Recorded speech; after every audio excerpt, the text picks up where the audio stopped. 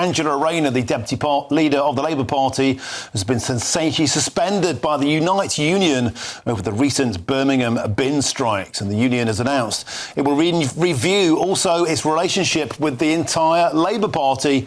Now, Sharon Graham, the boss of Unite, says this. Unite is crystal clear, will call out bad employers regardless of the colour of their rosette.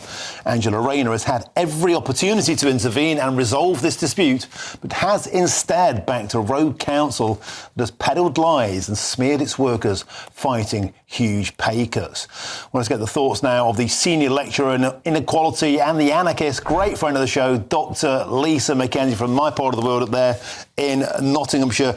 Dr. MckKenzie, does this come as any surprise to you? I mean, it seems to me that the Labour Party are giving in to anybody. They're giving in to their backbenchers. They're giving in to the to any sort of revolt.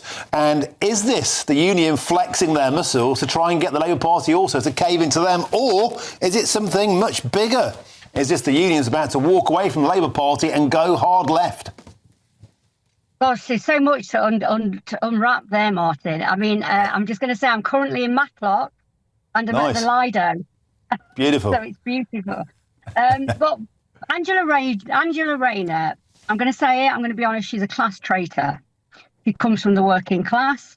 She went through the unions. She got her job. She's got her career, which has been, let's be honest, it's been very... You know, she's made quite a bit of money and she's been quite fortuitous in her career. She's gone through the unions and now what she's doing is she's become a class traitor. The bin men and the bin strike in Birmingham has been outrageous that people, working class people who are not earning lots of money, have been told that they need to lose £8,000 of their wages. How much, you know, none of us could afford to lose that. So I think what has happened with the unions, they've finally realised that the Labour Party that we've got today are full of middle-class bourgeois leftists and also working-class traitors. So there's no wonder, really, that they've kicked her out. I'm quite glad to see it, actually. I think it's beyond time. Wow, that's strong words. You've obviously that refreshing dip in the Lido there, Lisa. Has certainly got you on your toes. On a serious point, do you think that they're now then going to rethink their strategy altogether and perhaps put their dosh behind Jeremy Corbyn's new outfit? I think that's a possibility. A few days ago, I was looking at the Jeremy Corbyn / Zara Sultana new party. And it does look like they are using an address that the Unite Union also use as well. So it wouldn't surprise me at all. And I know that Zara Sultana is very close to the Unite Union, as is Jeremy Corbyn. You know, it's you know, the biggest. It's one of the biggest unions in the country. So it's unsurprising that the left are part of that. But I wouldn't be surprised if Unite now perhaps look at this new political party and perhaps start throwing their weight behind it. I'm not sure that that would be the right thing for Unite to do because Unite is made up of millions of members. And I've done some recent research over the last few months and many trade union members, especially in our part of the world, in Nottinghamshire, who are part of Unite, are also joining Reform and are voting Reform. So I think this is going to be quite a complicated, messy politics.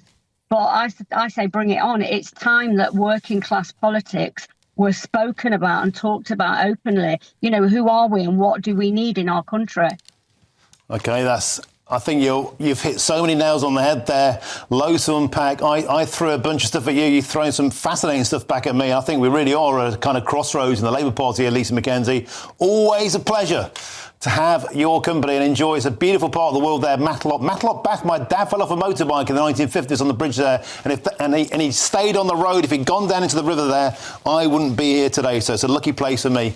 Dr. Lisa MckKenzie, it was a pleasure to have you on the show. Thank you very much. Care for those bridges. Have you had a random call lately from a strange number, maybe trying to sell you something or even scam you? If so, your info could be out there.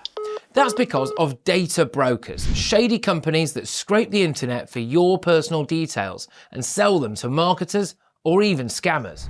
These days, scammers can even use AI to mimic your friends' voices and trick you into sending money.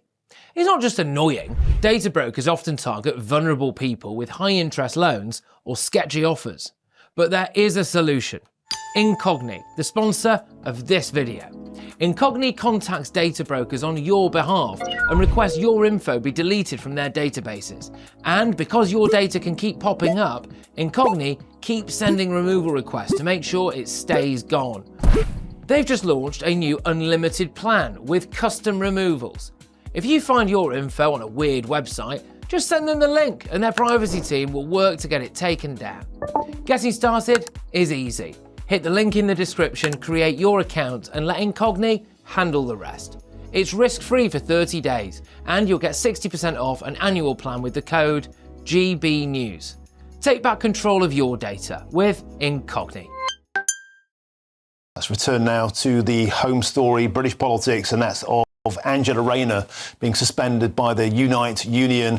Former deputy leader of the Labour Party in the House of Lords, Baroness Hayter, joins me now. Baroness Hayter, pleasure to have your esteemed company. It truly is. What do you make of this? Is this bad news for the Labour Party? They're threatening to defund the entire party. That's a lot of wonga. £554,000 last year. Well, I think there are a couple of things here. One is, of course, Angela Rayner is a lifelong trade unionist. She's worked to represent trade unionists most of her life, and that's absolutely correct. But what trade unions traditionally do is to lobby, persuade, try and get the political party to adopt policies that are helpful for trade union members. That's all good, but it crosses a line where the unions then say, and we will withdraw our finances if you don't do what we say.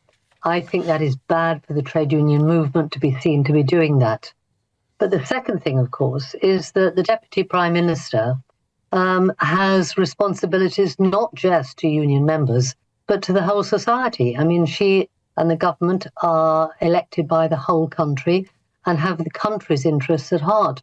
And she quite rightly is doing that. She's responding as Deputy Prime Minister. That's the right thing to do.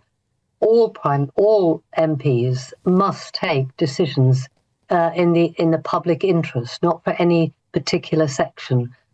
So I think she's right to do what she's doing.